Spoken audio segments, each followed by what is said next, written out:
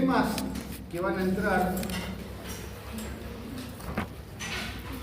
creo que vimos teoría de las obligaciones laborales hasta el primer examen, ¿verdad? Que eran las facultades, las obligaciones y los deberes de las partes. Para el segundo parcial, seguramente entra jornada de trabajo.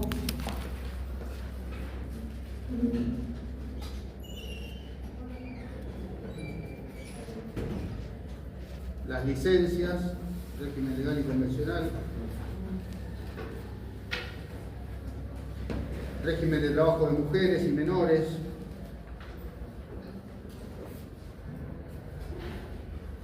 El salario. Recuerden cuando eran remunerativas, no remunerativas.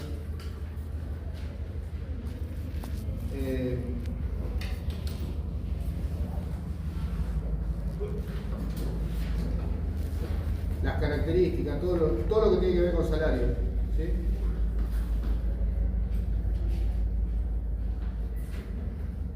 Los contratos, no, la suspensión de los efectos del contrato.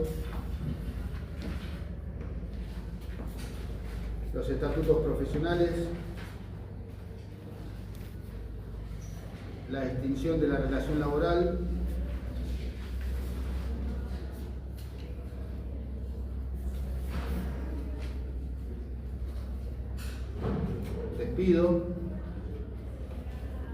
despido en todas las formas, con, sin causa, directo, indirecto.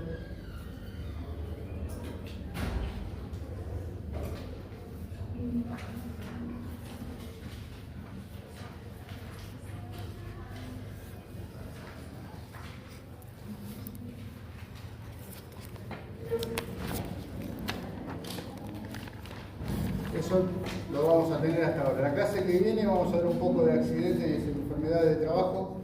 La clase que viene no, perdón. La clase que viene es el examen, el segundo parcial. La otra clase vamos a ver esto, a donde yo le voy a entregar las notas, y después en la otra clase es el recuperatorio. Pero igualmente chequenlo, está bien definido en el campus. Entren ahí y ahí lo van a ver.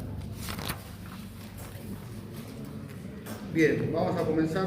Así ya.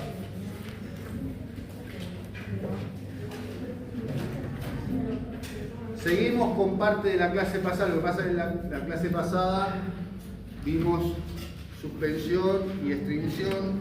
Vamos a ver un poco más ahora en profundidad sobre la suspensión del contrato o de los contratos laborales y los despidos agravados.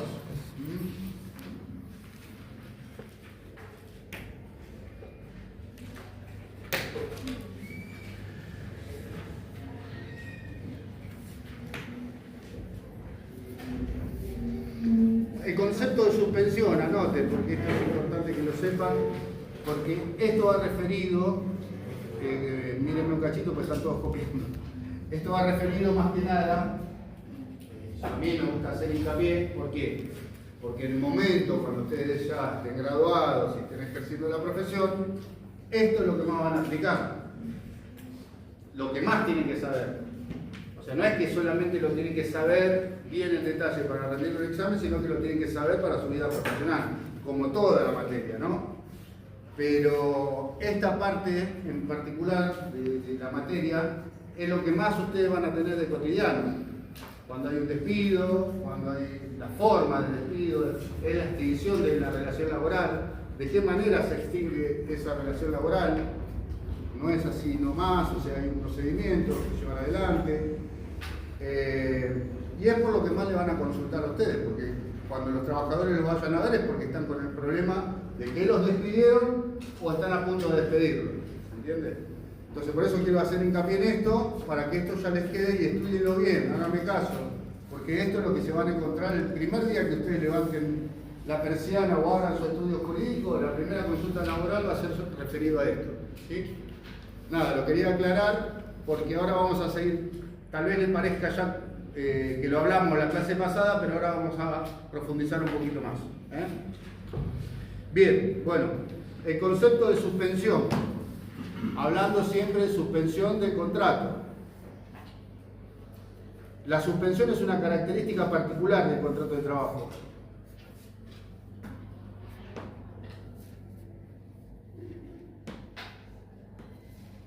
Contemplada en la LST.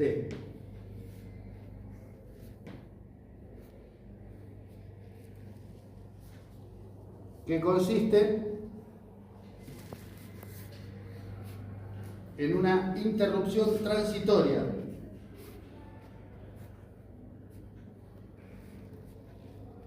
de alguna de las obligaciones y prestaciones de las partes.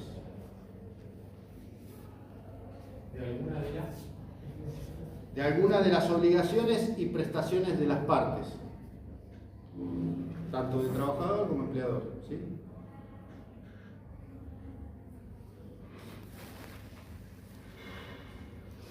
Hay dos maneras de interrupción. Una puede durar un tiempo determinado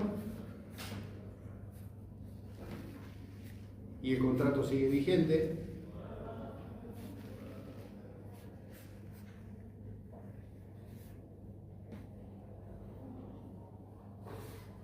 Y la otra manera es la suspensión, es una manifestación del principio de continuidad. ¿Se acuerdan que habíamos hablado del principio de continuidad? Que significa que siempre lo que se va a poner por delante es que ese contrato no se disuelva, sino que continúe. ¿Podrías repetirlo, por favor? El segundo. Dijimos que había dos maneras, una puede ser por un tiempo determinado y la otra es la suspensión, es una manifestación del principio de continuidad.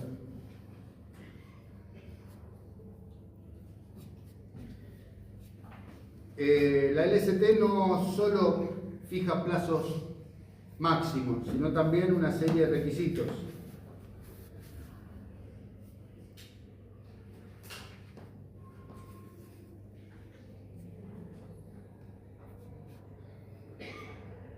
Ahora, son tres características que tienen estos requisitos. Siempre son temporarias las suspensiones.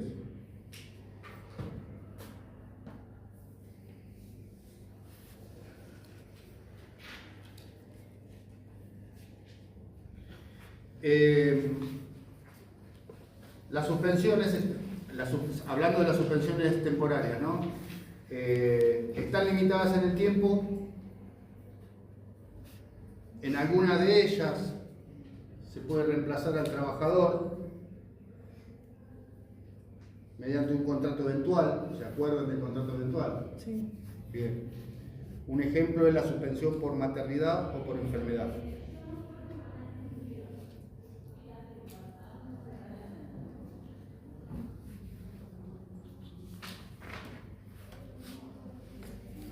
Otra característica surgen de una causa imprevista.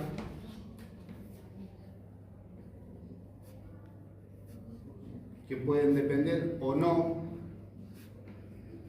de la voluntad unilateral de las partes, de alguna de las partes.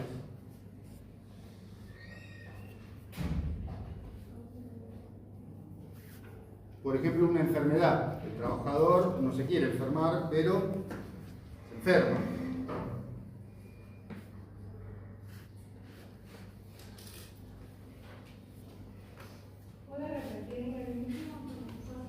Sí. Que surgen de una causa imprevista, la segunda característica, que puede depender o no de la voluntad unilateral de las partes, que puede ser del trabajador o del empleador. ¿Sí? Dijimos que puede ser una enfermedad del trabajador. El trabajador no se quiere enfermar, pero se enferma. Eso es una causa imprevista que hace que se suspenda. ¿Sí? Mientras estamos hablando de una causa imprevista para ambas partes. La del trabajador puede ser por una enfermedad, la del empleador, ¿cuál puede ser? Vamos a empezar a hacer así para que vayan entendiendo mejor. ¿Qué puede ser una causa imprevista de una suspensión del contrato por parte del empleador? ¿Qué puede ser? Falta de trabajo en la Falta empresa. de trabajo, falta de trabajo, falta de venta, falta de... puede ser una causa propia del empleador. ¿Sí? Por eso habla de causas imprevistas de las partes. Y la tercera característica, ¿sí?, de esta suspensión, que pueden o no devengar salario.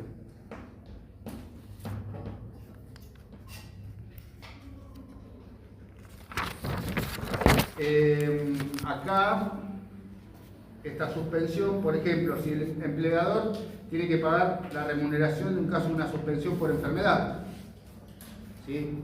Si el trabajador se enferma, el empleador tiene que pagar. Pero en un caso extremo de crisis, un empleador, si suspende, en muchos de los casos, no tiene la obligación de pagar. Pero eso, ¿en qué momento sucedía? Siempre y cuando... Exactamente, muy bien, muy bien. Cuando el Ministerio de Trabajo interviene, se lleva un procedimiento preventivo de crisis, una fuerza mayor, que esa empresa, como tantas que hay en este momento, no pueden afrontar el pago del salario. ¿Por qué? Porque no tienen trabajo directamente. ¿Sí? ¿Quién tiene la ley a mano? Necesito que lean el 208. Así ya van entendiendo un poquito mejor. Ya uno, chicos, no se peleen.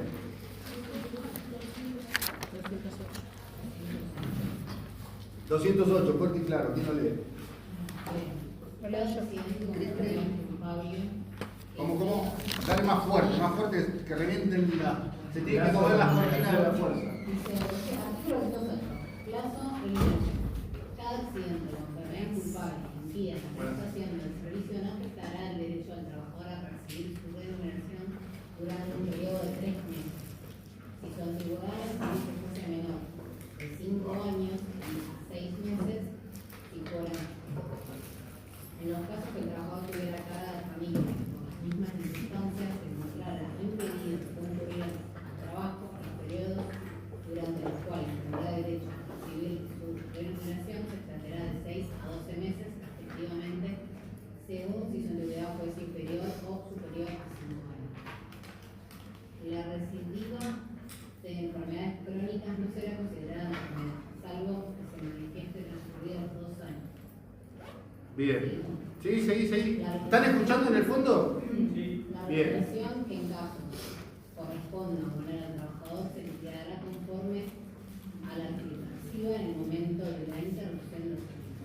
Con más, los aumentos que durante el periodo de interrupción fuesen acordados a los de su misma categoría por aplicación de una norma, convención colectiva de trabajo o decisión del empleador.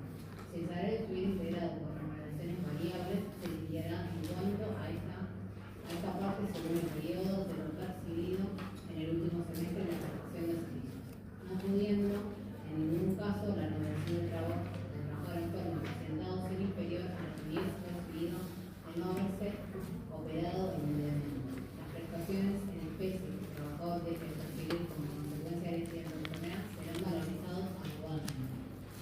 Bien. Porque la suspensión por causas económicas o disciplinarias dispuestas para el empleador no afectará el derecho del trabajador a recibir la remuneración por los meses previstos, sea que aquellas se dispusiera estando el trabajador enfermo, accidentado o estas circunstancias fuesen sobrevivientes. Perfecto.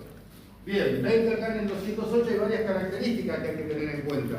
¿En qué momento el trabajador siempre percibe salario? Siempre. ¿Por qué? ¿Qué era el pago? Era de carácter alimentario y era la obligación principal de quién? Del empleador. Del empleador. Bien. Entonces, mientras esté vigente la relación laboral, siempre el trabajador percibe salario, siempre. Salvo en ocasiones que son excepciones, que ya después lo vamos a ver. ¿Sí?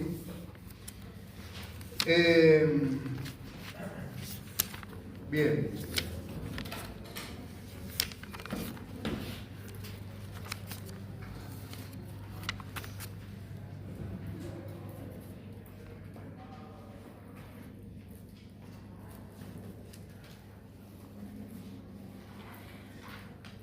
Siempre subsisten las prestaciones de conducta. Las prestaciones de conducta, como el deber de actuar de buena fe y una obligación de no incurrir en concurso desleal. Esto para todos los contratos y sobre todo en el ámbito laboral, ¿sí?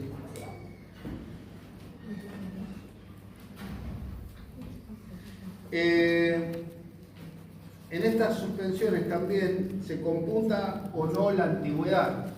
La antigüedad siempre está a partir de que se acuerdan que habíamos hablado el primer día de que el trabajador ingresa al establecimiento y comienza la relación laboral. Por más que sea por una agencia de empleo, por más que sea a prueba, siempre el primer día que cruza por la puerta, ahí es el comienzo de la relación laboral. Después la registración debería ser inmediata, pero a veces no es inmediata. No importa, por más que pasen 6 meses, por más que pase 1 año, por más que pasen 2 años para que ese trabajador sea registrado, el momento de un reclamo siempre va a ser el primer día de empleo. ¿Sí? Eso recuérdenlo.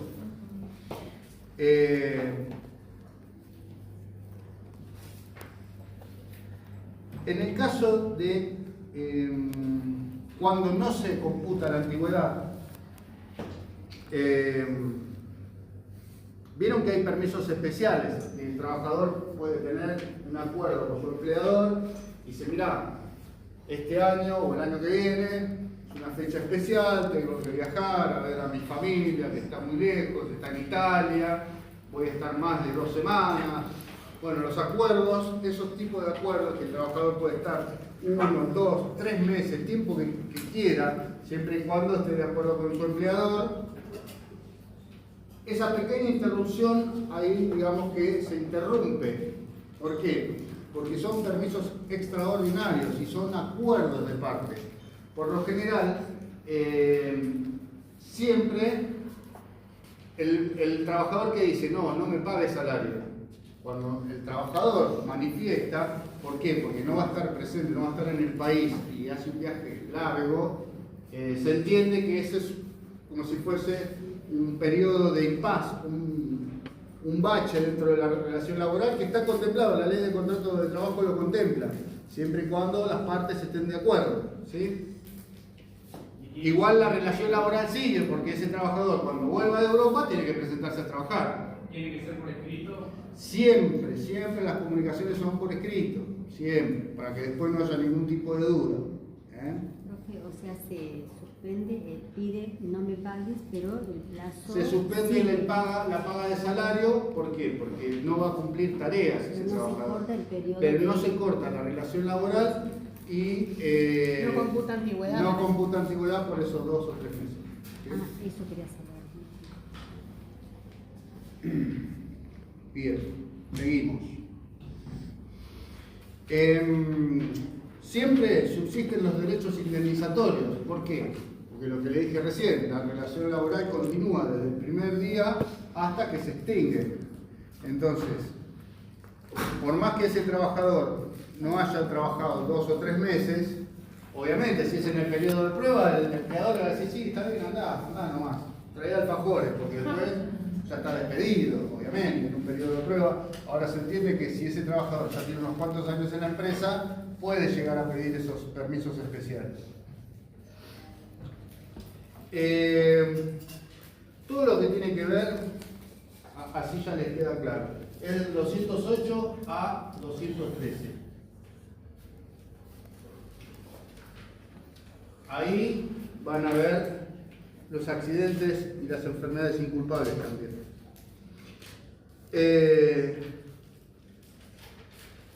Habíamos hablado, creo, en la clase pasada de la representación sindical del 217, ¿verdad? Eso lo habíamos visto. Después las causas económicas del 214 al 224. Esto se lo voy anotando para que les sea más fácil después buscarlo. Pero lo tienen que estudiar, obviamente, ¿no?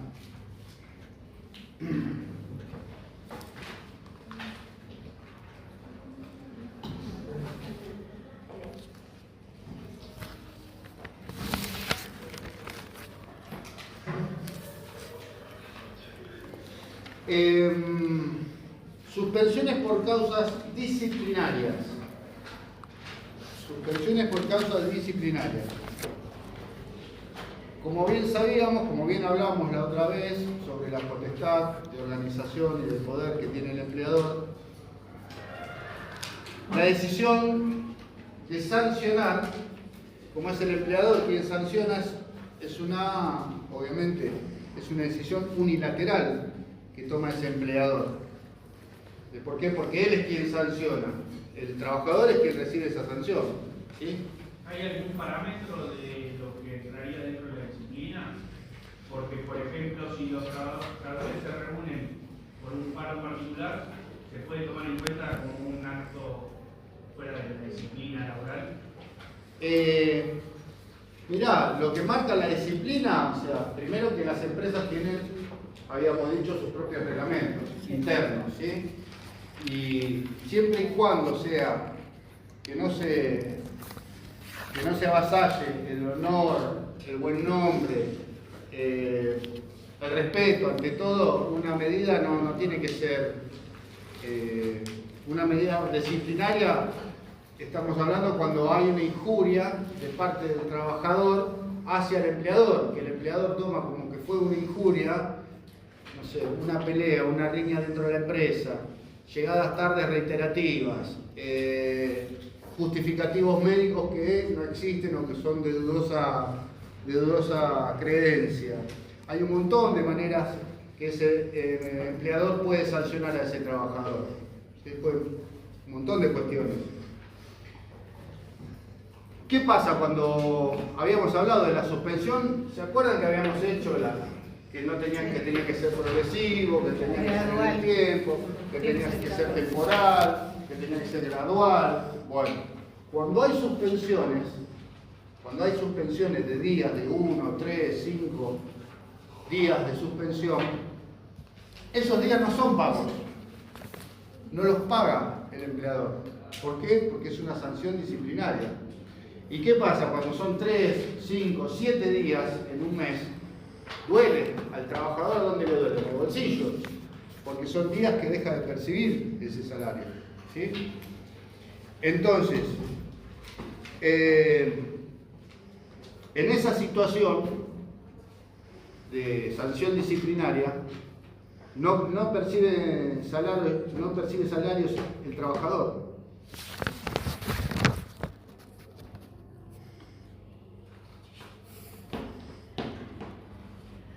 El 218, no lo puse acá.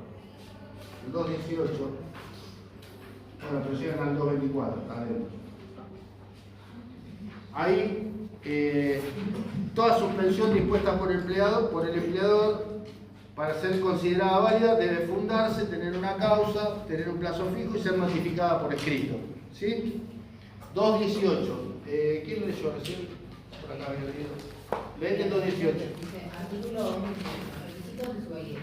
Toda suspensión dispuesta por el empleador para ser considerada válida deberá fundarse en justa causa, tener plazo fijo y ser notificado por escrito al trabajador.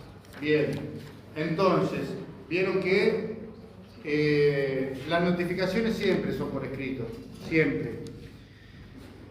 No puede haber sanciones verbales, puede haber sanciones verbales de llamada de atención, y esta llamada de atención obviamente que va a quedar en el legajo de ese trabajador. Pero una suspensión de días de trabajo ya es grave. ¿Grave? ¿Por qué? Porque se considera grave dentro de las sanciones. Porque recuerden dónde estaban las sanciones cuando apercibimiento, llamada de atención, estábamos ya en cierta gravedad y depende de la cantidad de días, es más grave todavía. Tengan en cuenta que se puede sancionar hasta 30 días en el año a un trabajador. Si todos los meses lo sancionan, no creo que dure más de 2 sanciones de suspensión. ¿Por qué? Lo despide. Utilizando la lógica. Lo despide con justa causa. Lo despide con justa causa, exacto. ¿Y qué va a pasar con ese despido con justa causa? No Así tiene van indemnización. pensando. No tienen indemnización. No se indemniza, exacto. ¿Por qué? Porque hay una causa que provocó ese despido. Obviamente que el empleador después tiene que justificar, tiene que fundar esa justa causa. Porque si no el trabajador también puede discutirle. ¿Por qué me echaste? Bueno, me tenés que justificar por qué me echaste. así funciona, ¿sí? Y tiene los 30 días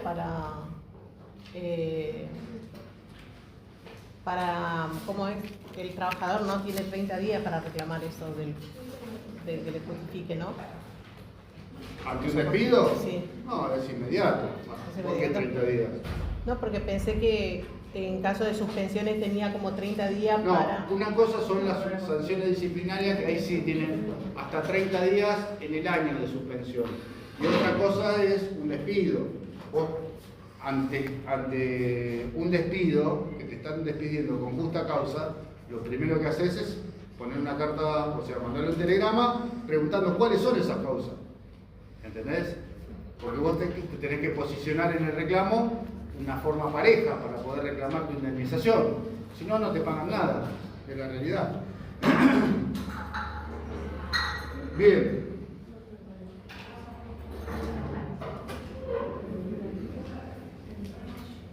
Acá vamos a anotar, anoten, porque estos son los artículos que va a venir bien después para leer.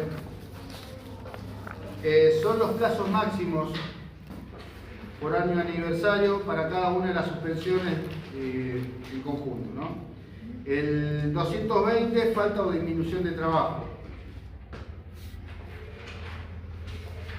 ¿Cómo es, profe? 220, anoten. Ahí es la falta o disminución de trabajo, los 30 días. Por razones disciplinarias también son 30 días. La fuerza mayor son 75 días. Que la fuerza mayor, ¿quién? Recuerden cómo funcionaba. Él tenía que... Artículo 221.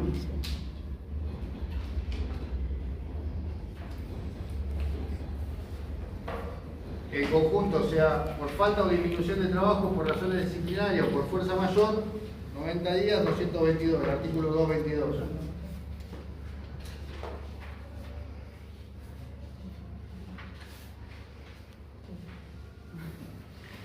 Léete el 220, por favor. ¿Cómo es tu nombre? Marisa.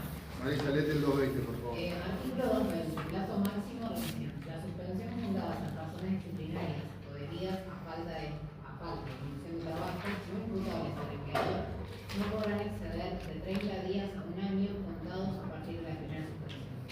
Las suspensiones fundadas en razones disciplinarias deberán ajustarse a lo dispuesto por el artículo 67 sin perjuicio de las condiciones que se fijasen en función de lo previsto en el artículo 68. Bien. Bueno.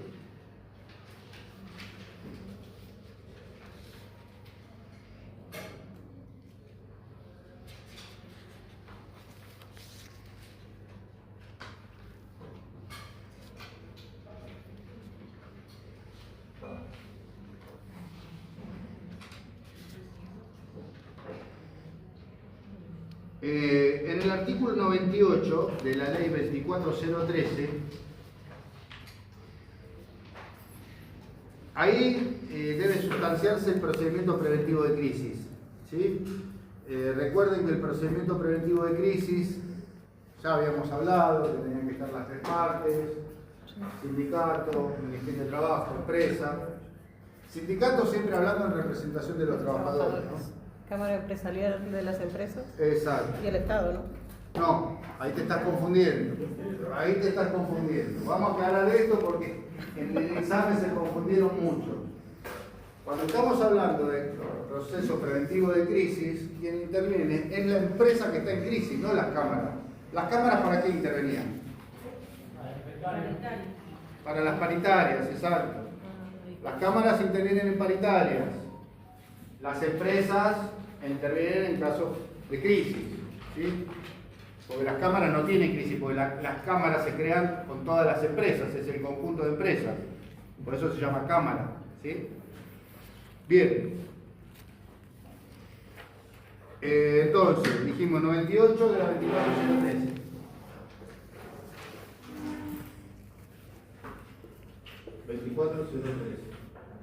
Profe, ¿quiénes intervienen acá? Empresa, sindicato y...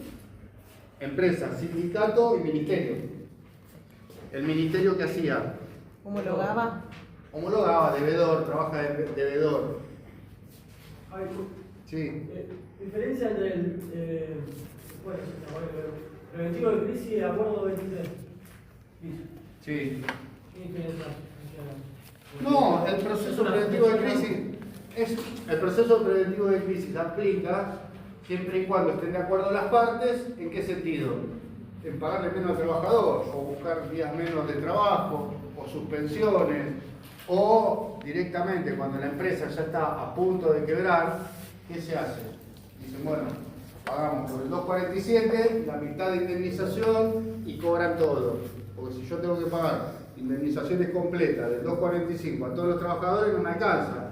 Entonces, ¿qué se hace? Se hace, pero son casos extremos, son casos de crisis que esas crisis tienen que estar comprobadas. No es que el empleador le manda un telegrama al trabajador, está despedido porque estoy en crisis. No es así no funciona. De hecho, me está pasando que a nosotros nos llegan trabajadores que lo despiden y les dicen que la empresa que está en crisis. Resulta que después averiguamos con el sindicato que corresponde a ese trabajador. No hay procedimiento. No hay ningún procedimiento declarado. Entonces la empresa está mintiendo.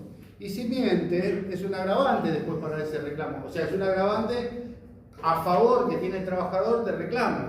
¿Sí? Porque no aplica el 247, aplica el 245, que es la indemnización completa. ¿Sanciones también puede tener, profe?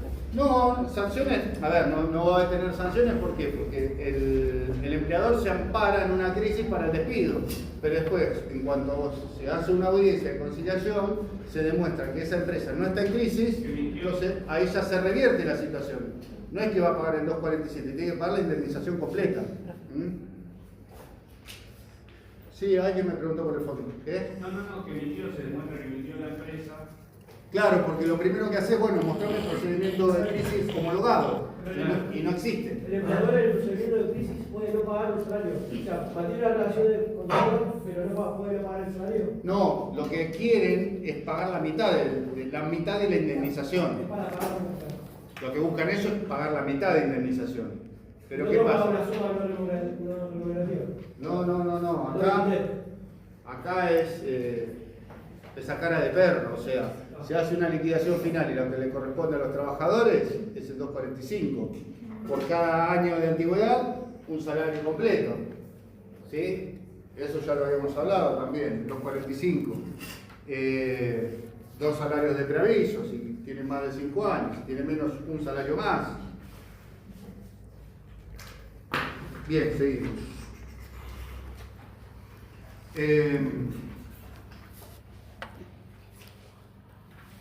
Tengan en cuenta que cuando se llega a un acuerdo en un procedimiento de crisis, también lo que se acuerda, esto para cuando si les pasa en el futuro, en ese momento se crea una situación excepcional. Entonces, ¿qué hace el empleador? Para poder pagar salarios y esté demostrado que realmente está en crisis y ese procedimiento, digamos, se homologa, no es remunerativo, no le hace aportes, ¿sí? Pero eso es un acuerdo que está dentro de ese procedimiento preventivo de crisis. Esos aportes se los paga el trabajador y no los tributa. Solo el único tributo que hace el empleador es la obra social de ese trabajador. O sea, el procedimiento preventivo de crisis afecta de un montón de maneras a la relación laboral. Recuerden que tenían que presentar los 3 balances el empleador para decir que está en crisis, y esos 3 balances tienen que ser negativos. Después tiene que haber un acuerdo en conjunto con el sindicato y el ministerio para que lo homologue. Después de ciertos requisitos y ciertos pasos, se llega a la homologación de ese procedimiento.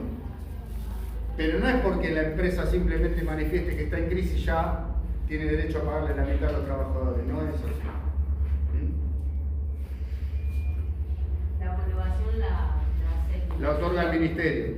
Siempre el ministerio hace de veedor, de mediador, y homologa y dice, sí, mira, acá la empresa está mal, está bien lo que está diciendo, no está mintiendo, y bueno, son pocas las empresas que realmente o están muy mal o están muy bien de documentación y se presentan para un proceso preventivo. ¿Por qué? Te iba a decir que prenda algo, lo veíamos. Porque siempre tienen un muertito en el armario que no quieren que se descubra. Exactamente. Por lo general, las empresas chicas no están como corresponde, lo vemos mucho en las pymes. Las pymes no están, hay algunas que sí, ojo, pero no todas están tan ordenadas en lo fiscal, en lo contable, con el tema de balances. Ir al Ministerio de Trabajo a pedir ese procedimiento preventivo de crisis es un poco abrir la puerta a que todos miren los resultados de las empresas, de esa empresa. Que vean cuánto vende por mes, cuánto cobra, a quién le vende. Entonces, son celosas las empresas de no mostrar los balances y abrir los libros así. ¿Por qué? Porque hasta el sindicato se entera cuál es el mayor cliente de esa empresa. ¿Se entiende? Y por lo general las empresas son bastante celosas con toda su información y sus datos. Es lo que pasa habitualmente. Con esto, ¿qué le quiero decir? Que muchas veces las empresas chicas no están dispuestas a hacer un procedimiento preventivo de crisis. ¿Por qué? Porque pasa eso. Abrir los libros demuestran demasiada información. Y si hay evasiones al fisco y hay un montón de cuestiones, también se ven. Entonces, pero bueno. Otra suspensión preventiva de los trabajadores es la existencia de un proceso penal en un trabajador. Esto creo que algo habíamos hablado. Cuando está imputado de haber cometido un delito, ese trabajador. La duración va a depender del tiempo que demande la tramitación de la causa o el dictado de sentencia definitiva. ¿Sí? ¿Por qué? Porque está atravesando un proceso penal. ¿El salario? Bueno, ahí va. Ahí va. En caso el trabajador está en libertad, en condiciones de prestar tarea, el empleador se niega a otorgarle y a pagarle lo que corresponde a la remuneración mientras dure la investigación. Ahora, si ese trabajador está preso, el empleador considera que ya no va a necesitar a ese trabajador, entonces ¿qué hace? Lo despide. Lo indemniza. Lo despide, pero él le paga lo que corresponde. ¿Sí? Y en ese caso, profe, no es que le manda una notificación fehaciente de su despido, pero que va a proceder cuando el trabajador salga de estar preso, por ejemplo. A veces, dependiendo de la antigüedad del trabajador, porque nos ha pasado que un trabajador excelente que tenía muchos años en una empresa tuvo una discusión callejera, una riña, una pelea, y sin querer mató a otra persona. Peleándose, se cayó con el que se estaba peleando y se dio la cabeza contra el cordón, y chao. Este trabajador era una persona intachable, 20 años de empresa, excelente trabajador, no llegaba tarde, no faltaba, no tenía ningún problema. Pero en 3 o 5 minutos su vida se derrumbó por una riña callejera en el tránsito. Esas son cuestiones que a veces lamentablemente pasan. El empleador en ese caso le guardó por 6 meses, le pagó nada, quedó preso. Entonces, bueno, aguantó 6 meses, ¿por qué? Porque era un conocido de la empresa, 20 años de antigüedad, no faltaba nunca, era un ejemplo. Durante 6 meses le pagaron salario, como si estaría trabajando. Con la desgracia que, bueno, después quedó preso. Un homicidio calificado, en consecuencia de la riña. Entonces, hay excepciones que el empleador puede tener, como esta que le acabo de nombrar. Por lo general, cuando caen presos los trabajadores, automáticamente los empleadores no quieren tener presos dentro de su empresa, o delincuentes, hablando mal y pronto. ¿Qué hacen? Los indemnizan. En este caso pasaron 6 meses por el trabajador que era, pero también terminó indemnizado. ¿Por qué? Y porque se comió, no sé si 8 o 10 años de prisión. Pero si no hay una sentencia firme, A eso no. se puede Sí, demandar una una causa Igual- ajena. Pero igual, No, ¿sabes lo que pasa? ajena a Que la cuando empresa. está detenido, por más que, a ver, ante una detención no puede prestar tareas. Duró 6 meses esperándolo y no volvió, porque quedó preso. Entonces, ante esa situación, sí. Porque, escuchándole bien, tiene deber de prever el imputado no tiene sentencia firme. Si en esos meses que por ahí el trabajador no es culpable del delito, acá lo que yo te dije es que puede haber una interrupción. O sea, yo lo puedo reclamar, por ejemplo, ¿no? Sí, claro. A ver, pero el empleador te va a pagar igual la indemnización. Porque Por más que vos la reclames o no, si te despide, te la va a pagar. Perdón, vos podés volver. Se suspende el plazo porque yo estoy imputado en un delito, no tengo Sí. sentencia. Sí. Suspende la relación de trabajo. Sí. Pero yo no soy culpable. Pero no me abona el salario durante esos meses que dure el proceso. Sí. Y es de carácter alimentario, o sea, por algo No, yo no, soy no, culpable, no. me está. Vamos de nuevo. Ayudar el perjuicio, Vamos de nuevo. Bueno. En el caso de que el trabajador está en libertad, en condiciones de prestar tareas, en condiciones de trabajar, el empleador se niega a otorgarle o a pagarle tareas, corresponde una remuneración mientras dure la investigación de su conducta. ¿Sí? El trabajador no puede solicitar su reintegro al trabajo hasta que se dicte una sentencia definitiva, porque está metido en un proceso. ¿Se entiende? ¿Eso quedó claro? Bien. Gracias.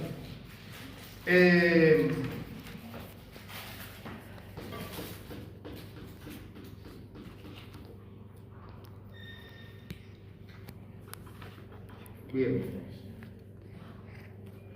Denuncia efectuada por el empleador. 224. Cuando 224, suspensión preventiva, denuncia del empleador y el tercero. Cuando la suspensión se origine en denuncia criminal efectuada por el empleador y este fuera desestimada al trabajador imputado, sobreseído provisoria o definitivamente, hacer deberá reincorporarlo al trabajo y satisfacer el pago de los salarios perdidos durante el tiempo de la suspensión preventiva. Salvo que el trabajador case en razón de las circunstancias del caso o cuando considerarse en situación de despido. En caso negativo, el empleador a la reincorporación pagará la indemnización por despido además de los salarios perdidos durante el tiempo de suspensión preventiva. Bien. Si la suspensión se originara en denuncia criminal efectuada por terceros o en exceso promovido de oficio que diese el caso de la privación de libertad del trabajador, el empleador estará obligado a pagar la remuneración por el tiempo que dure la suspensión de la relación laboral, salvo que se tratara de un hecho relativo producido en ocasión del trabajo. Bien. Una cosa es cuando te denuncia el empleador, 224. Una cosa es cuando te denuncia el empleador y otra cosa es cuando es un tercero o es un externo, que era lo que te contaba yo recién. ¿Sí? Una denuncia efectuada por terceros. O también puede ser promovido de oficio, ¿no? Ustedes saben lo que es promover de oficio. Sí. Bien. De oficio, ¿quién lo impulsa del oficio? El Ministerio Público. Muy bien. ¿Y quién lleva adelante la investigación? El fiscal. El fiscal, los fiscales investigan. Bien. Habíamos dicho, bueno, acá están dentro también, el 215 y el 217, que era para la licencia sin goce de haberes, que el empleador suspende por cargos electivos gremiales. ¿Sí?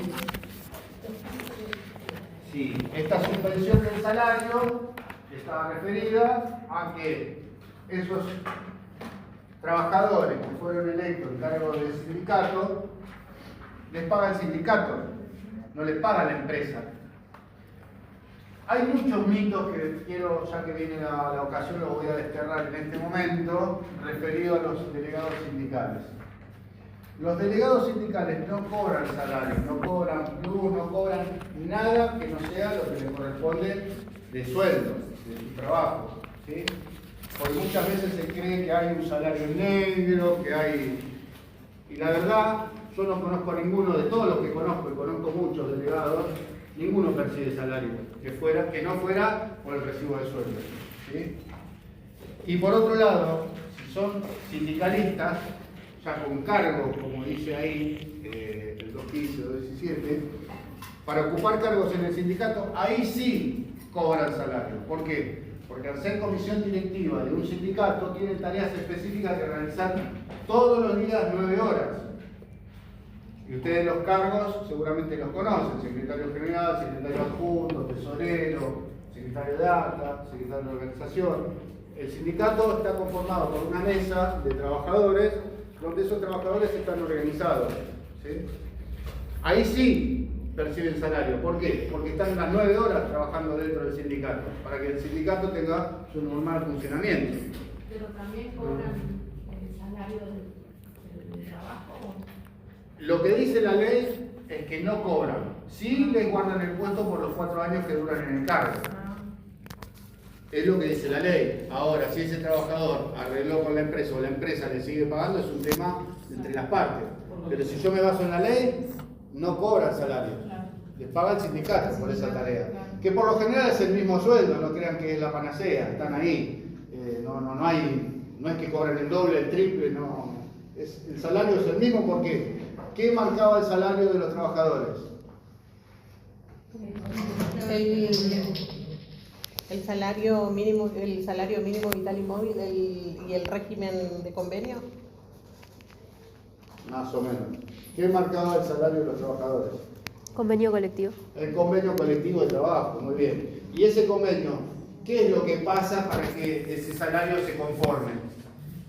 Estudia lo hace según... Uno del acuerdo con el ministerio. ¿Qué había? ¿Qué dijimos hace un ratito? Las paritarias. Sí.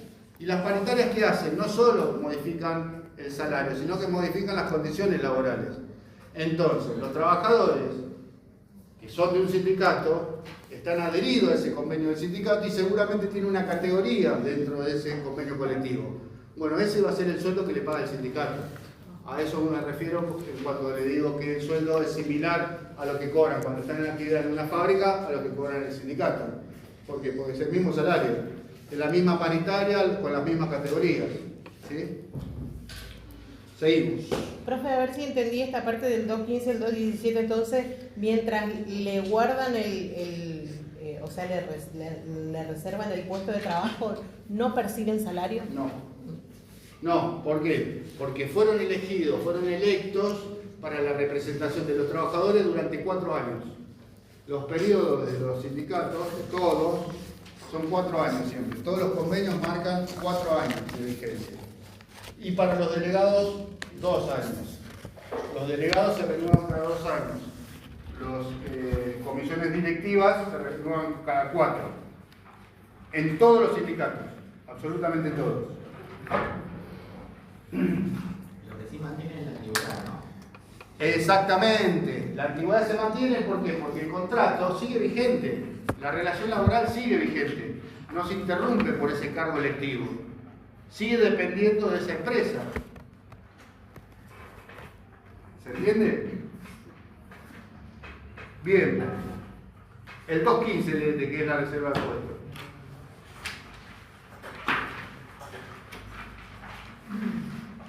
Artículo 2.15. Reserva del empleo. Cómputo como tiempo de servicio.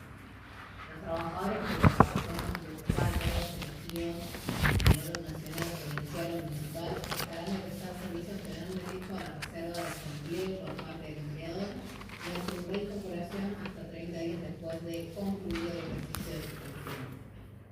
El periodo de tiempo durante el cual los trabajadores hubiesen desempeñado las funciones precedentes al día será considerado periodo de trabajo a los efectos del cómputo de su antigüedad frente a los beneficios por esta ley. Estatutos profesionales y convenios colectivos de trabajo le hubiesen correspondido en el caso de haber prestado servicio. El tiempo de permanencia en tales funciones no será considerado para determinar los promedios de remuneración a los fines de aplicación de las mismas disposiciones. Bien, un trabajador que tiene en los últimos 4 años, para que entiendan, los últimos 4 años, el trabajador tiene 20 años de antigüedad. En los últimos 4 estuvo en el sindicato. Acá son 4 años. ¿Cuánto tienen de antigüedad? 4, ¿se les computa o los 20? ¿Qué dice el artículo? No lo escuchó nadie.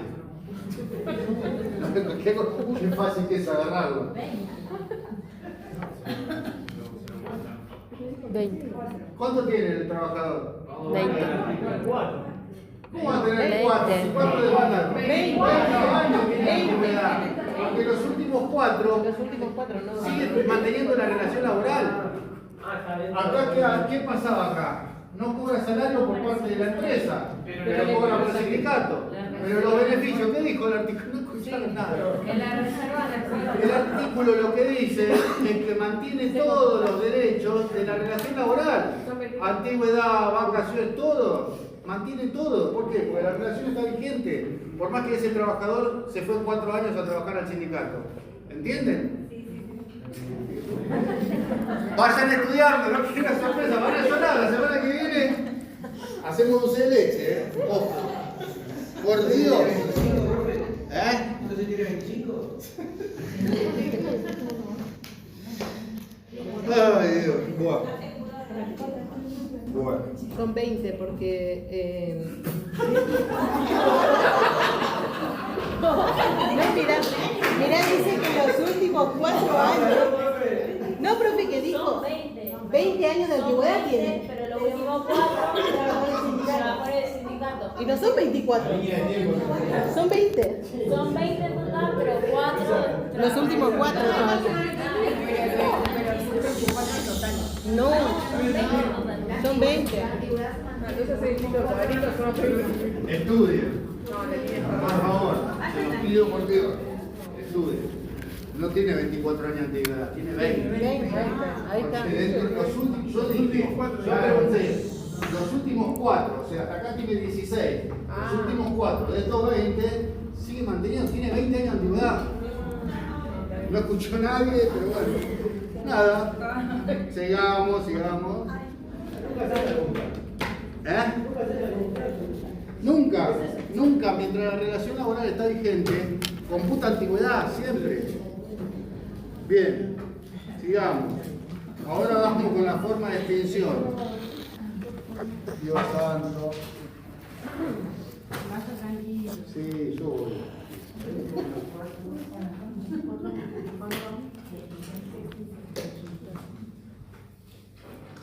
Bueno, formas de extinción del contrato.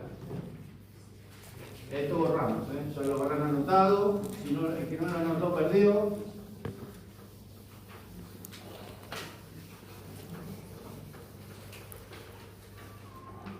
Nos faltaría algo para mejorar.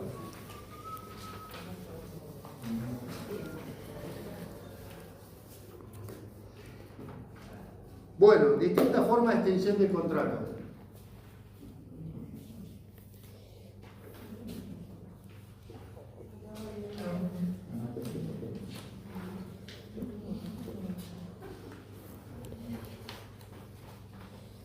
Por el empleador, ¿cuáles son las formas de extinguir el contrato?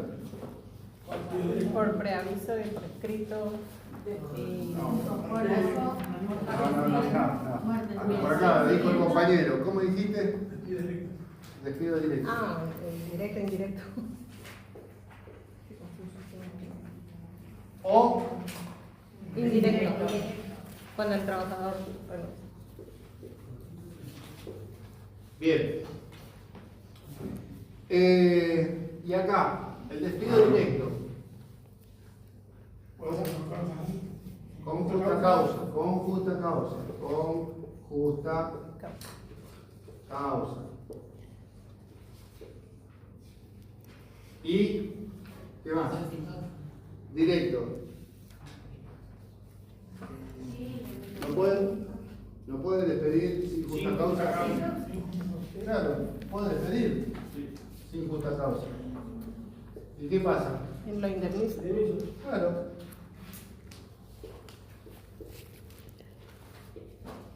Entonces tenemos que el empleador, el despido puede ser directo, con y sin justa causa. ¿Está bien? Bueno, vayan anotando. Yo les digo, es mucho para estudiar, métanle por las dudas.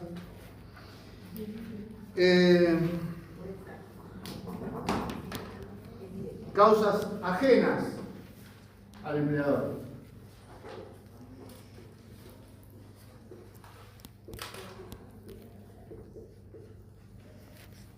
¿Cuáles pueden ser causas ajenas al empleador? Fuerza mayor, Bien. movimiento contractual. ¿Qué se está leyendo la guía? No vale, leer la guía no. Lo tenés que decir porque lo sabés. Los apuntes, profesor. Entonces, Tomo nota. Fallecimiento.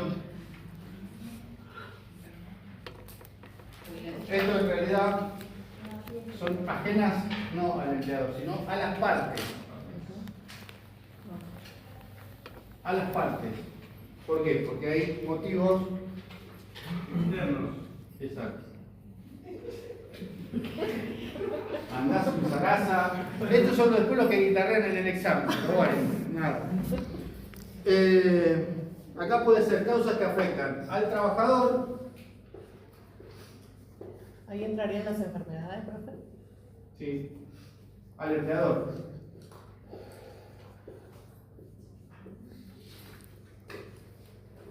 ¿Cuáles son causas que pueden afectar al trabajador y cuáles al empleador? La muerte en cualquiera de los dos. Enfermedad. Si se mueren, en muchos de los casos, si el empleador muere, se extingue esa sociedad o se extingue ese trabajo. La renuncia del empleado afecta al empleador. Sí, pero esto estamos diciendo que son ajenas a las partes.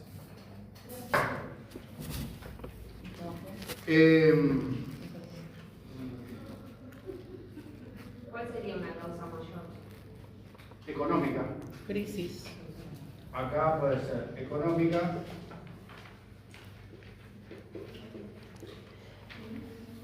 Y puede ser biológica, que es la muerte, que es lo que estábamos hablando, enfermedad.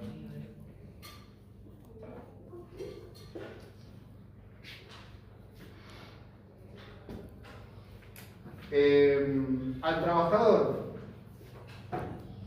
puede ser por invalidez, después de haber realizado un accidente, o por incapacidad, mejor dicho, incapacidad, la jubilación,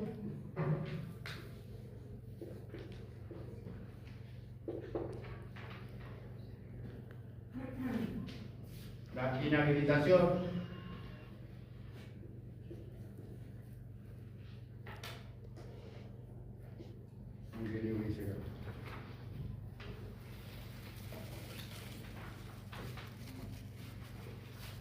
yo se lo escribo para que lo anoten, así después buscan todos los artículos.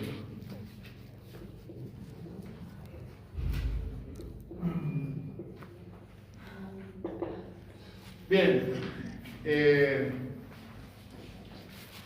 Incapacidad, en muchos de los casos los trabajadores no llegan a tener un 66%, tienen menos, pero pueden continuar. En el caso de la inhabilitación, significa que ese trabajador ya está por encima de un 66%, ya no está habilitado a seguir trabajando. Y después, la jubilación también es otra parte que el trabajador pasa a otra instancia, ya deja de ser trabajador para ser jubilado, para estar dentro de otro sistema, que no es el sistema de aporte, sino que es el sistema de jubilación. ¿Sí? Bien. ¿Mencionó un artículo cuando dijo inhabilitación? ¿Cómo? Si mencionó alguna No.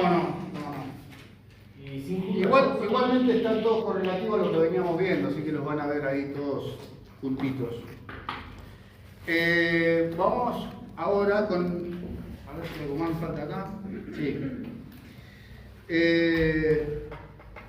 Por voluntad recién vimos ajenas a las partes. Ahora vemos por voluntad del trabajador.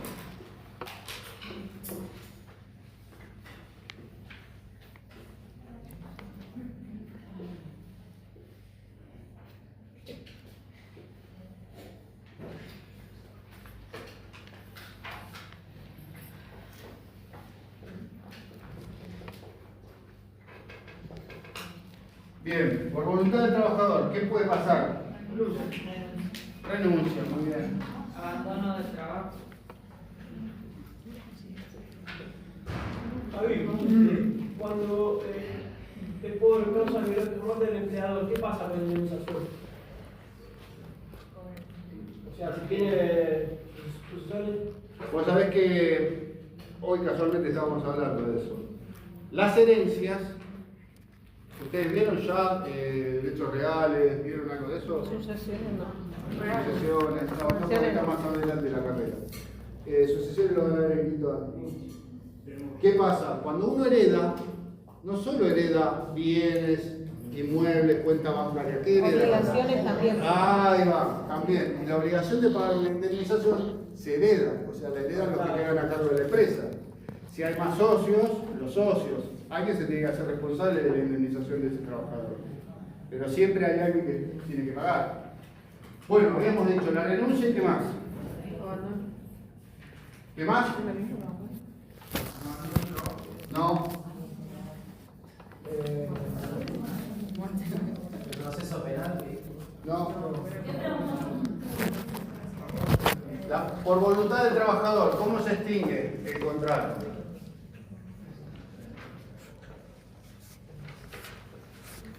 ¿Lo vimos, Puede ser porque se siente injuriado también. ¿Y qué es eso? Se considera despedido. ¿Y qué despido es? Indirecto, ahí va. Despido indirecto. ¿Por qué? Porque se considera despedido.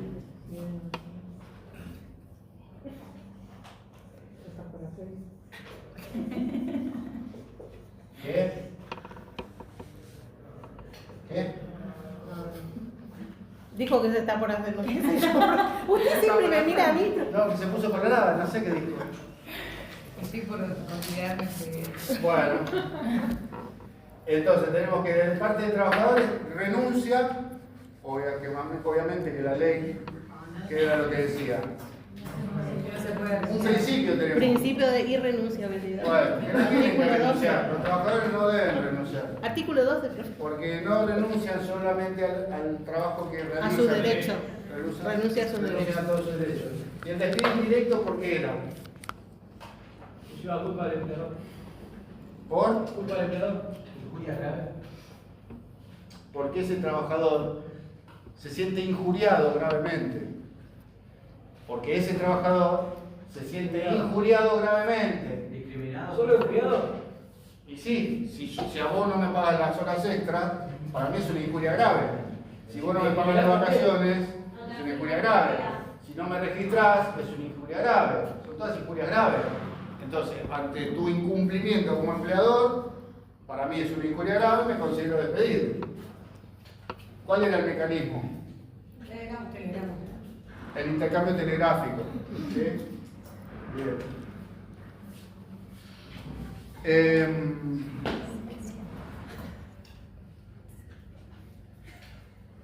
Por voluntad de ambas partes también.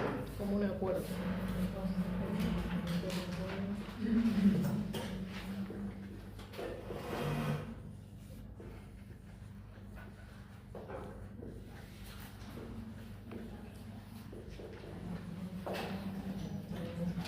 Bien, acá, ¿cuáles entrarían? Por voluntad de ambas partes.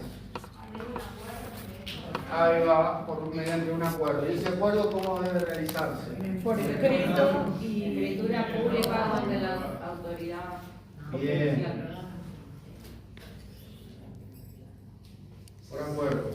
¿Qué más? Porque venció el plazo. Esto es, acuérdense que es un mutuo acuerdo, pues las dos partes están de acuerdo, mutuo. Que ese mutuo acuerdo o se homologa en el Ministerio de Trabajo o con escribano público, por instrumento público, ¿sí? Y ahí ya se evita cualquier tipo de acción legal. ¿Por qué? Porque es un acuerdo homologado de las partes. Ahora sí, lo que dijeron anteriormente. Acá entra el abandono de trabajo.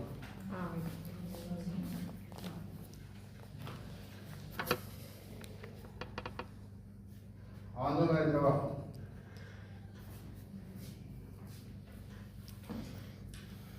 ¿Qué más?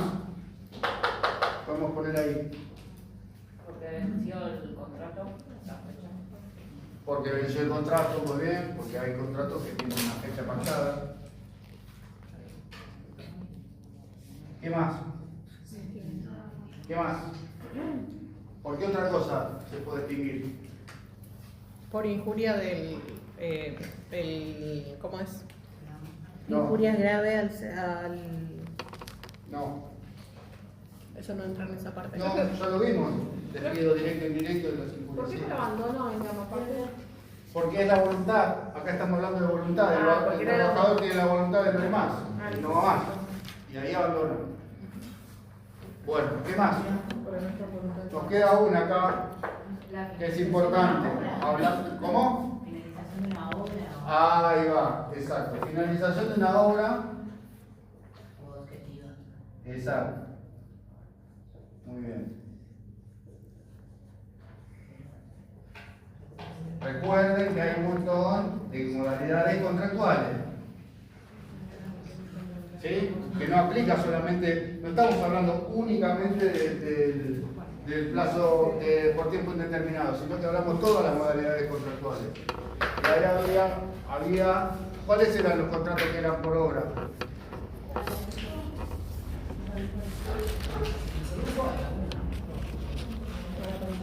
¿Cuáles eran? De a uno, ¿eh? Por equipo, No, por equipo no. ¿Cuál era? El de plazo fijo, ¿no es? Eventual. No, eventual no es. Que se terminaba la obra y se terminaba el contrato. No tenía un tiempo determinado. Porque no se sabía cuánto tiempo iba a tardar en realizar esa obra. Pero sí estaba pactado que cuando se termina la obra, se termina de levantar el edificio, se termina de pintar esto, ahí finaliza el contrato. ¿Cuál era el contrato? Ahí va. ¿Saben cuándo se inicia? Pero Chicos, no se sabe. repasen para la clase que viene, por favor, se los pido. Bien, terminamos ya con esto, ya vieron la forma de extinción. Todo esto como el DNI para la clase que viene, ¿no? Me imagino. Lo tienen que saber todo. Va a ser igual al primero. 5 preguntas a desarrollar, sin guitarreo, sin ejemplos. No tienen que responder con ejemplos porque consideran la pregunta que está mal. No se responde con cuadros sinópticos. Son abogados, son contadores. Y sí, el Excel lo tienen que dejar para los contadores. Ustedes van a ser abogados. Respondemos con una demanda. Bien, indemnizaciones agravadas, ponga.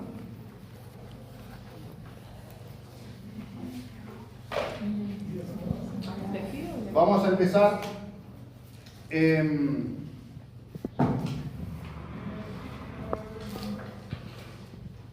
Con una muy común, es una de las más, se ven muchísimo, que es el despido por maternidad o embarazo. Cuando decimos indemnizaciones agravadas, como lo dice la palabra, son agravadas. ¿Qué significa eso? ¿Más qué?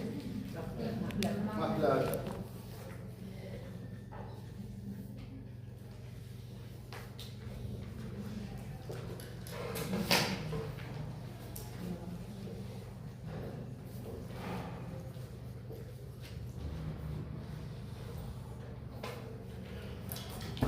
Bien, el despido por maternidad o embarazo, existe una presunción, ¿sí?, que se llama iuris tantum. Salvo el contrario del despido de la mujer. ¿Cómo? Salvo el contrario, se presume salvo el prueba en contrario que el despido de la mujer trabajadora obedece a razones de maternidad o embarazo. Exacto. Bien, ¿qué significa eso? Ese despido, si se ocasiona ese despido después de que esa mamá embarazada, esa mujer embarazada, presentó y dijo con sus análisis médicos o estudios médicos que está embarazada y el empleador la despide, a partir de ese momento es un despido agravado. Ese despido agravado no solo que le corresponde la indemnización que ya le corresponde por el 245, sino que se tienen que pagar 13 salarios mensuales más a la embarazada. Cobraría la indemnización por antigüedad, con lo que le corresponde siempre, con el preaviso, con el SAT, con la integración del SAT, de las vacaciones no gozadas. ¿13 salarios más? Sí, ¿No 12? un año son 13 salarios más. 13. ¿Por qué? Exactamente. ¿Quién dijo exacto? Bien. El SAC es un sueldo más. Ustedes saben que el sueldo anual complementario es un sueldo más, que se paga mitad a mitad de año y mitad a fin de año, pero es un salario más, entonces corresponden 13 salarios, no 12. Bien. Esto lo van a ver del artículo 178 al 182, creo. 182.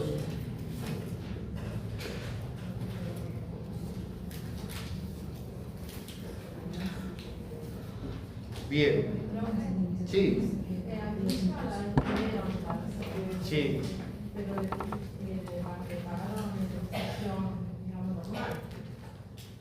Normal. ¿Y ella no fue a ver un abogado? Miren todo el trabajo que tienen por delante. Ella envió un telegrama con la fecha probable del parto. Envió el mediodía. Si tu hija hubiese puesto un abogado, le hacía un flor de reclamo a ese empleador. ¿Hace cuánto de eso? No, hace 2 meses. Toma tiempo. Después te dejo la tarjeta.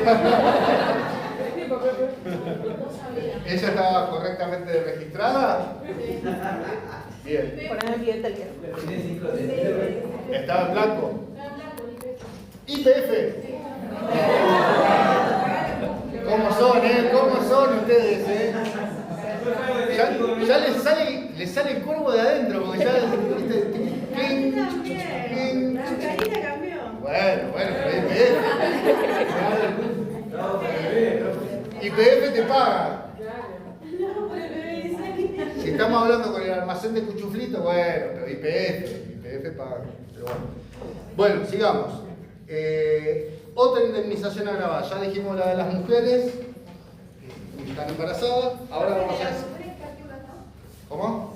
Del 178 al 182. Artículos 181 y 182.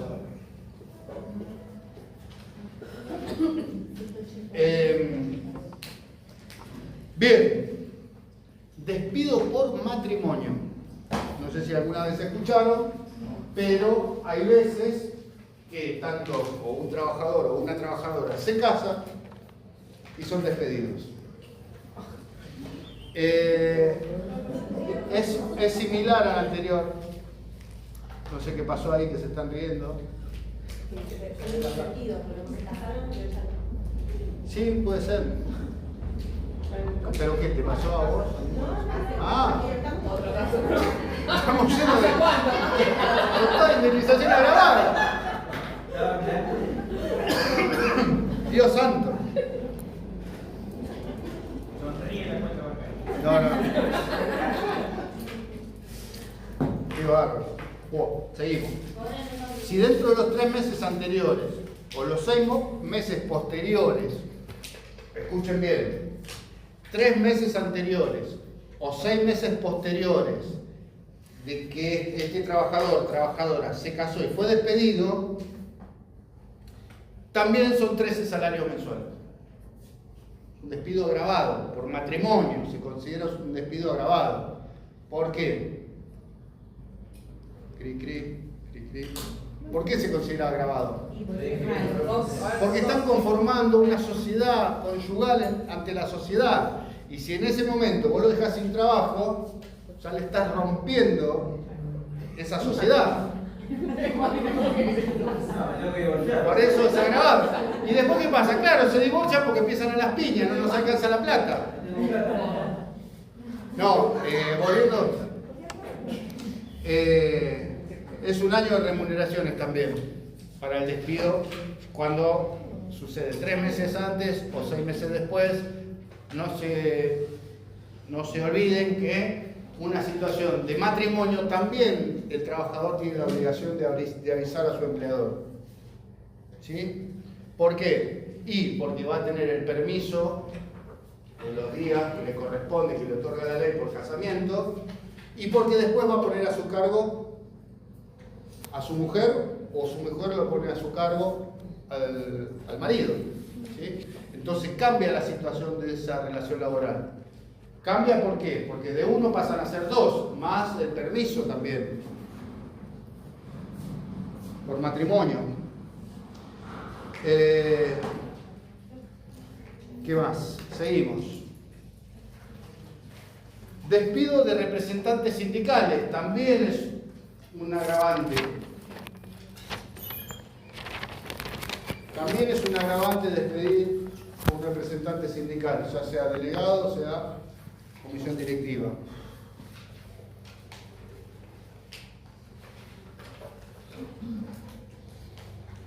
Eso lo van a ver cuando cursen Derecho Colectivo, que vean en detalle la ley 23.551, en su artículo 48. Ahí se van a dar cuenta de qué se trata el despido agravado. La indemnización es lo que dure el mandato, lo que le quede. Exactamente, le corresponde a ese trabajador, mientras dura el mandato que él tiene como representante sindical, sea delegado o comisión directiva. Esto creo que lo habíamos hablado, ¿no? Hace tiempo. Bueno. Y por eso repite la comunidad. Sí, claro. Presta atención. Lo pongo así para que se entienda. Es el artículo De 1 a 24 meses. ¿Por qué? Porque el mandato de los delegados es de 2 años. ¿Sí? Acá sería comisión directiva 48 meses. ¿Por qué? 4 años de mandato. ¿La tutela? Tranquilo. Primero vamos a ver. Recuerden que si ese trabajador es electo y a los 2 meses acá lo despiden, todo este periodo Le corresponde. Perdón, acá no punto. Bueno, si es comisión directiva, si es directivo del sindicato, le van a pagar los 4 años. De lo contrario, le tienen que pagar los 2 años. Entonces, ¿qué quiere decir? Que todos estos meses los tiene que cobrar. Un salario por mes. Y aparte, 12 salarios más.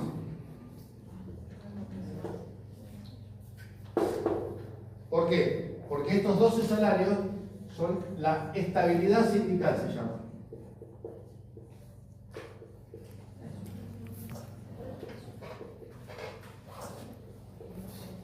Entonces, cuando le llega a un delegado despedido, y ustedes sean abogados en el estudio y sean laboralistas, se van a frotar las manos. Voy a la carnicería de una. Te pedís un costillar. Traes mi costillar de la vaca más cariñosa, así es el más blandito de todos. ¿Qué pasa? Si es despedido, tiene todo esto para cobrar. Todos estos salarios más los 12 de la estabilidad sindical. Ahora hay una forma, hay un mecanismo para despedir a un delegado.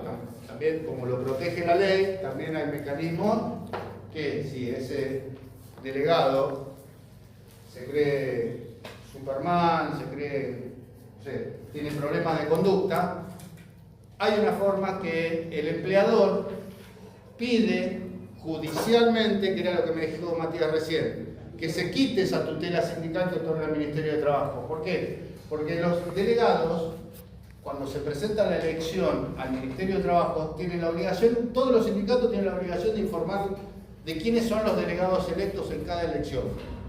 Entonces, el nombre de Juan Pérez, que ganó como delegado en su fábrica, va a estar dentro de un listado, que ese listado va a ser presentado él va a figurar dentro de un cuerpo delegado, que ese cuerpo delegado va a ser presentado en el Ministerio de Trabajo. Ahí, en ese momento, va a tener la tutela sindical.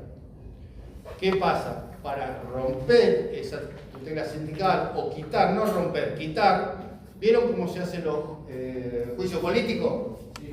¿Por qué? Porque se le quitan los fueros a los senadores y diputados, ¿sí? Bien. En este caso es algo similar. ¿Por qué? Porque el empleador, mediante sede judicial, puede pedirle que se le quite la tutela a ese delegado. Pero tiene que haber fundamento suficiente para que el juez lo determine y lo lleve adelante. Porque no le gusta la cara de su delegado, no va a pasar. Ahora, si hay una falta grave que ese delegado comete en contra de ese empleador, de esa empresa, y ahí sí, el juez va a evaluar de quitarle la tutela sindical para que lo puedan despedir. Si tiene tutela sindical, ¿qué pasa? No lo puede despedir. Porque lo que primero que va a hacer ese delegado va a pedir la reinstalación a su puesto de trabajo y el juez se la va a otorgar.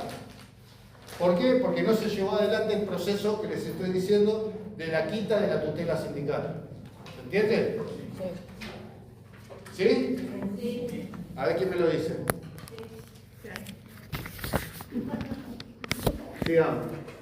Estudien para la semana que viene, me voy a divertir un montón.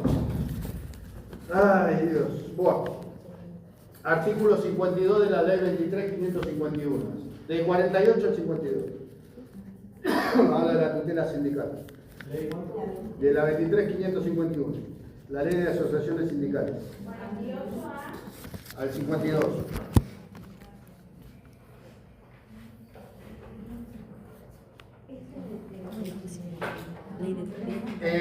Asociaciones sindicales. Hablando también de los representantes sindicales,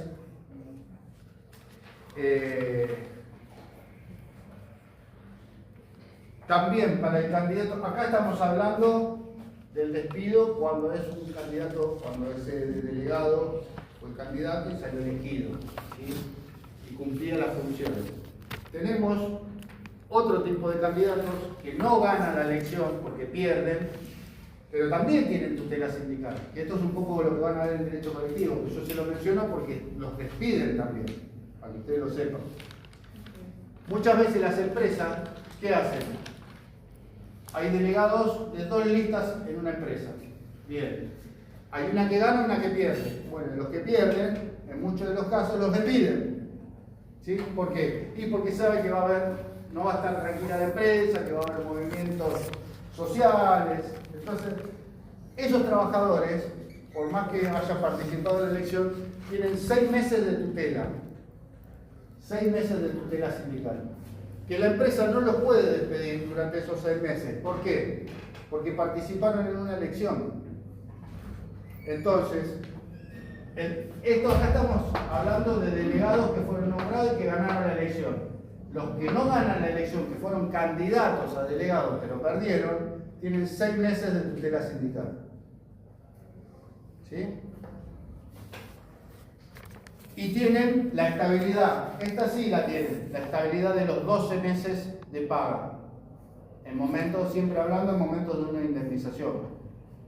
El que fue candidato cobra 6 meses y cobra los 12 de estabilidad sindical. El que fue delegado cobra hasta finalizar su mandato, o sea, 24 o 48 meses. ¿Sí? 24 o 48 sueldos. Más los 12 de estabilidad. ¿Cómo? ¿Puede ser reelegido otra vez? Sí, porque lo que dice la ley es que puede ser reelegido indefinidamente. Siempre y cuando ese sindicalista o ese delegado, la gente lo siga eligiendo. Los 6 meses también se cuentan a lo que dure. Los 6 meses comienzan. No. Los 6 meses comienzan ni bien finaliza la elección. Claro, Si ese trabajador fue candidato y perdió, sí. A partir del día que perdió la elección son 6 meses. Si lo echan al 4.º mes, corresponde que le paguen. Los 6 igual de meses. los 6 meses. Es un despido agravado, exacto, es un despido agravado. Ahora, si lo echan al año. Porque está dentro del periodo de Exactamente. tutela Ahora, sindical. si lo echan al año, Ahí ya no. le corresponde. No le corresponde ni los 6 meses de tutela, ni los 12 de estabilidad sindical. ¿Por qué? Porque no fue delegado. ¿Se entiende? Ahora, si fue delegado, sí le corresponden los 12 meses de estabilidad.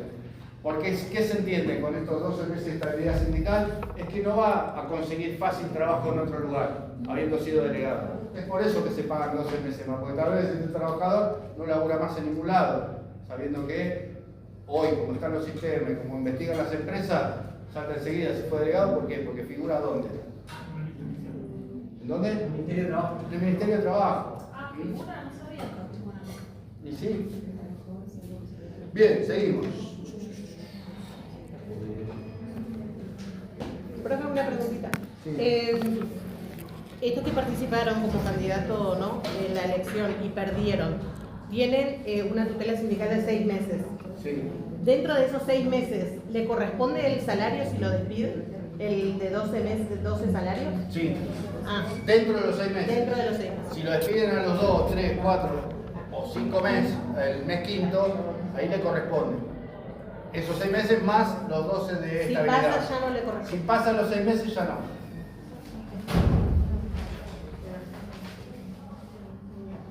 Bueno, hablando de la exclusión de tutela sindical.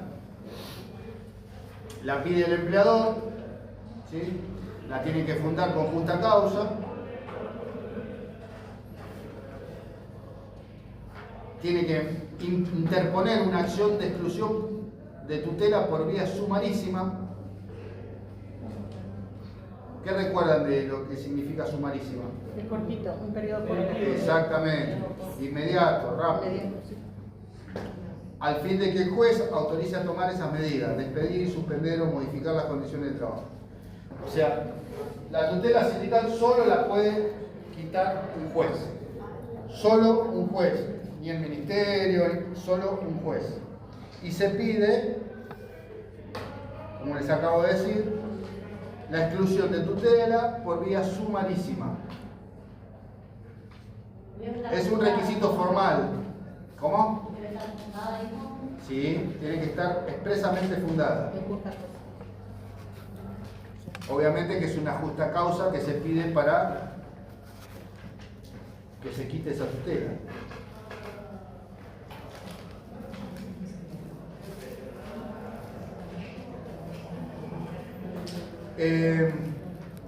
¿Qué puede hacer si no está debidamente fundada esa tutela? El trabajador lo primero que hace es pedir la reinstalación, porque tengan en cuenta que estamos hablando de despidos agravados.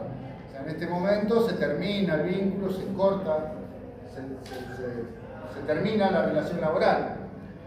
¿Qué hace ese delegado? Pide la reinstalación. Y si pide la reinstalación y no está debidamente fundada la exclusión de tutela, el juez le ordena a la empresa que lo reinstale y que le devuelva su puesto de trabajo. Y yo les aseguro que he visto ya varios casos que también hemos participado para que se reinstalen esos trabajadores. Y el juez te lo otorga. ¿Por qué? Porque no está justificada Porque lo importante es mantener el contrato. sí, claro. Se tiene que mantener ante todo la relación laboral vigente. El contrato se debe mantener vigente. ¿Por qué? Porque como los jueces deben interpretar esa situación. ¿Quién es el débil en esa relación? El trabajador. Bien, entonces todas las leyes, ¿a quién? Al benefician? trabajador. Exacto. ¿Y qué había? Un orden público laboral que de mínima. Que establece un piso mínimo para. Exactamente. Que no Bien. debe. Vayamos haciendo memoria también.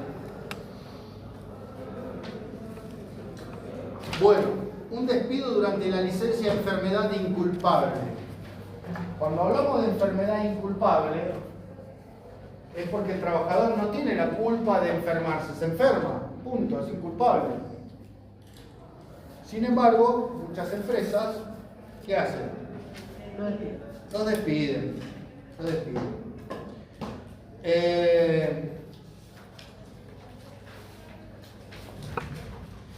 El empleador debe abonar, además de las indemnizaciones por despido sin justa causa, que sería 2.45, una indemnización equivalente a los salarios correspondientes hasta el alta médica o el vencimiento del plazo de licencia.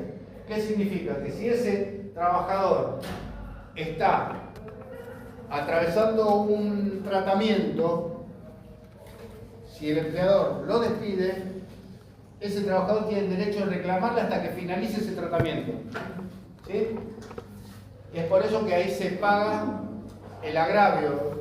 La indemnización agravada significa eso, que el empleador sí tiene que hacer cargo de todos esos salarios caídos durante todo ese tiempo, ese tratamiento. Exacto. ¿Qué pasa? Tengan en cuenta. ¿Qué pasa con las personas que tienen problemas de salud mental? Bueno, ella es diferente. La Y sí, porque ya el riesgo que vos tenés con un empleador, con un trabajador que tiene dolencias mentales, ya no es solamente que tiene riesgo para terceros, sino para él propiamente dicho también, por las tareas que realice. Me ha pasado un caso de un muchacho que también últimamente estaba sufriendo depresión y resulta que no fue lo más aconsejable que siga trabajando porque manejaba un montacarga. Entonces el riesgo al manejar un montacarga no era solamente por él, sino era por los terceros. En ese caso se pide una junta médica y se determina cuánto es la incapacidad mental que tiene ese trabajador. ¿Se entiende? Tiene un tratamiento aparte, porque acá no estamos hablando sino que hay riesgos también para terceros. ¿Se entiende? Para terceros, para los bienes del empleador, la empresa. Profe, acá entonces el empleador debe abonar la indemnización del 245 más le tiene que pagar todo el salario hasta que finalice el tratamiento. Exacto, sí.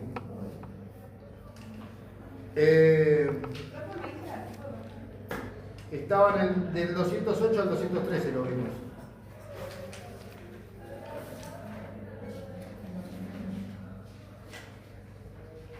Las enfermedades inculpables son las que no van por ART, ¿sí? No son por ART. Recuerden que la aseguradora de riesgo del trabajo, ¿en qué momento actúan?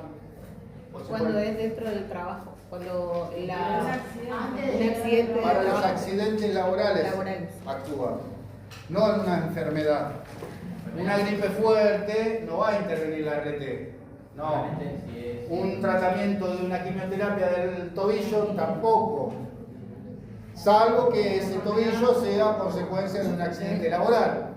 Ahí sí, pero tiene que ser un accidente, tiene que ser una tarea que demostrada, que a ciencia cierta le provoque lesiones a ese trabajador, entonces ahí interviene la ART. Y en el caso de que le provoque pérdida de sentidos, ya sea visual porque está todo el día soldando, o auditiva porque trabaja en un lugar donde hay prensas de muchas toneladas, ahí también puede intervenir la ART. ¿Por qué? Porque el propio trabajo está ocasionando una lesión en ese trabajador. Y había un principio, que si ustedes se acuerdan, ¿cuál era? Indemnidad, exactamente, que ese trabajador no tiene que salir perjudicado de la relación laboral.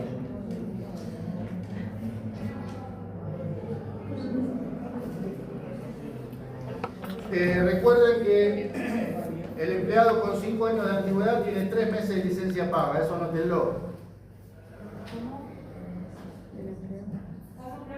El empleado con 5 años de antigüedad tiene licencia de 3 meses pagas.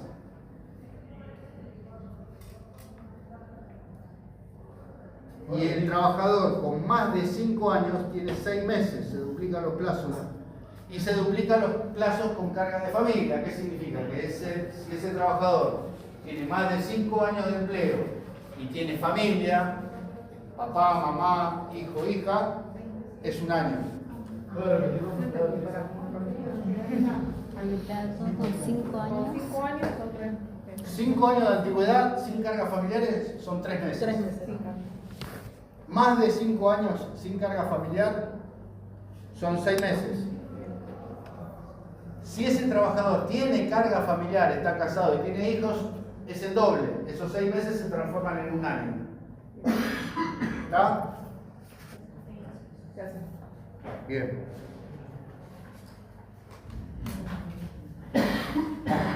Perdón, profe, ¿se puede reincorporar y después volver? ¿Hay un límite para eso? No, estamos hablando de lo que le corresponde cobrar por las enfermedades inculpables. Decimos que las enfermedades inculpables no son las que entran por ART, por enfermedades crónicas o enfermedades que puede tener ese trabajador,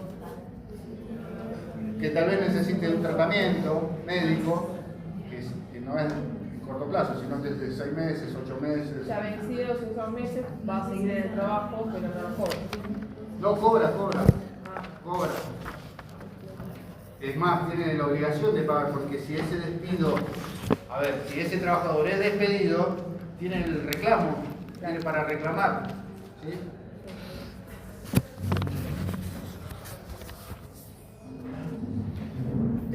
Bueno, recuerden que si no estaba, porque acá lo que estoy viendo es si aplica el proceso preventivo de crisis, que era el 247, cobra la mitad de la indemnización.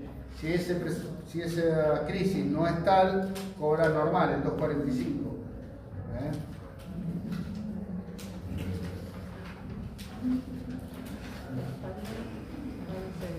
Leete el 241, por favor. El artículo 241.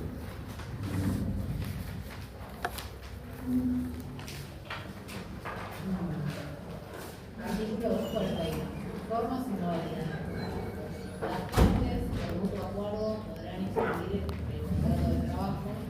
El acto deberá formalizarse mediante escritura pública o la autoridad judicial administrativa del trabajo. Será lo mismo que sin valor el acto que se celebre sin la presencia personal del trabajador y los requisitos consignados presentemente. Se considerará igualmente que la relación laboral ha quedado extinguida por voluntad concurrente de las partes y ello resultare del comportamiento concluyente o recíproco de las mismas, que traduzca inequívocamente el abandono de la relación. Bien. Entonces, ¿qué tenemos acá? El acuerdo de las partes. ¿Sí? Era lo que hablábamos hoy, formas de distinguir cuando están las voluntades de las partes.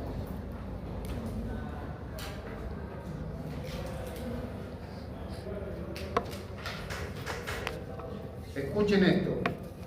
Por el abandono del trabajo, si el trabajador dejare su empleo sin dar aviso ni exteriorizar la causa de su comportamiento, el empleador puede extinguir la relación laboral fundamentando tal hecho como abandono de trabajo.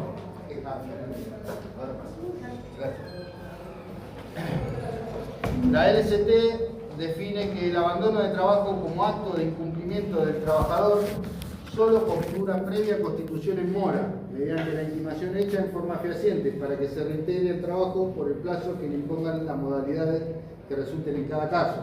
El artículo 244. ¿Se acuerdan que yo le había dicho que era muy difícil de demostrar el abandono del trabajo? Bueno, leete el 244, por favor. 244. Abandono de trabajo. El abandono de trabajo como acto de incumplimiento